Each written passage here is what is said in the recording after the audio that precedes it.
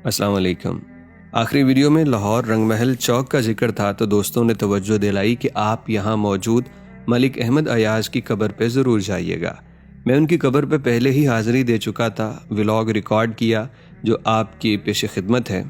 मलिक अहमद अयाज जो मुझे ज़ाती तौर पे इसलिए बहुत पसंद हैं कि इनकी पूरी ज़िंदगी और किरदार, महमूद से इनका ताल्लुक़, वो इंसान को बंदगी का तरीक़ा, करीना और सलीका सिखाता है।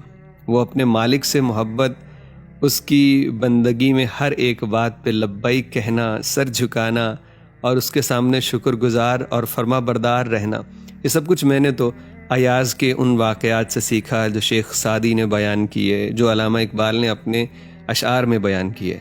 तो आज आपको लेके चलते हैं रंग महल चौक लाहौर में मलिक अयाज़ के मकबरे पे। इस चौक में आपको ये बड़ा सा मीनार नज़र आ जाता है, मस्जिद है और साथ ही मलिक अहमद अयाज़ की कब्र है। और ये आपको बताते चलें कि 1000 साल पुराने किरदार हैं, बल्कि 1000 साल से भी शायद ज़्यादा हो चुका है। तकरीबन 1036 ईस्वी में इन्हें लाहौर का सूबेदार मुकर्रर किया गया। उसके बाद ये लाहौर के हाकिम भी बनाए गए। इनकी ज़िंदगी की तफसीलात कुछ इस तरह से है कि सुल्तान महमूद गज़नवी जो अफ़गानिस्तान में बैठ के हुकूमत करते थे, उनके दरबार में 100 के करीब ग़ुलाम पेश किए गए, जिनमें मलिक अहमद अयाज़ भी थे। अब अहमद अयाज़ के मुतालिक मुख्तलिफ़ रवायतें हैं। कोई इनको तुर्की के इलाके का बतलाता है, कोई कहता है सैयद हैं, कोई ये भी कहता है कि ये पठान हैं, और फिर इनको ख्वाजा मलिक अहमद अयाज़ भी लोग कहते हैं। तो मैं यहाँ पे खड़े होकर सोच रहा था कि शुक्र है आज तक मेरे किसी हमज़ात ने ये नहीं कह दिया कि अहमद अयाज़ आराई था।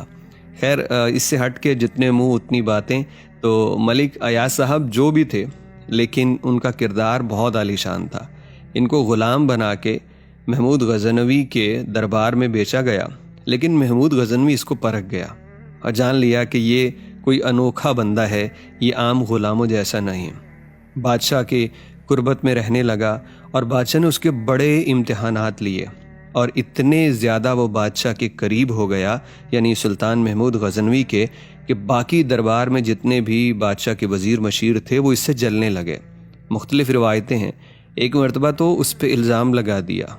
सारे मशीर हाज़िर हुए बादशाह के पास, कहते हैं कि आपका चहीता अयाज़, ये ग़ुलाम, ये आपके दरबार से चोरियाँ करके अपने संदूक में सब ख़जाने को छुपा रहा है। बादशाह सलामत, इसे बुलाइए और पूछिए कि वो ख़जाना कहाँ से लेके आया जो अपने संदूक में इसने छुपाया है। बादशाह ने अयाज़ को बुलाया। अयाज़ आया और उससे पूछा गया कि तुम्हारे पास कोई ऐसा संदूक है? तो कहा, जी मेरे पास संदूक तो है। फ़ौरन बादशाह ने पहरेदारों को भेजा, वो महल में संदूक लाए। अयाज़ से उस संदूक की चाबी ली और जब खोला तो अंदर से एक फटा पुराना कुर्ता, एक टूटी हुई जूती और एक पुरानी छड़ी निकली। बादशाह ने कहा, ये क्या है? तो अयाज़ कहता है कि हुजूर, हर रोज़ अपने इस हुलिये को देखता हूँ और फिर इन पुरानी जूतियों को देखता हूँ कि कहीं मैं अपनी औकात न भूल जाऊँ बादशाह का मशीर बनने के बाद। बादशाह बहुत मुस्कुराता है और अपने बाकी वज़ीरों मशीरों की तरफ देखता है। एक और वाक़या शेख सादी रहमतुल्लाह अलैह बयान करते हैं कि हर वक्त बादशाह के जो हमनवा थे वो जलते रहते थे अयाज़ से, क्योंकि अयाज़ एक ग़ुलाम और उसे इतनी इज़्ज़त मिल जाना। तो इस पे एक दफ़ा बादशाह ने उनके सवालों के जवाब देने के लिए उन सब को एक कीमती हीरा दिया और अयाज़ की गैर मौजूदगी में उनसे कहा कि इस हीरे को तोड़ दो। सब ने कहा कि बादशाह हमारा इम्तिहान ले रहा है कि कहीं हम कोई पागल तो नहीं जो इतने कीमती हीरे को तोड़ दें।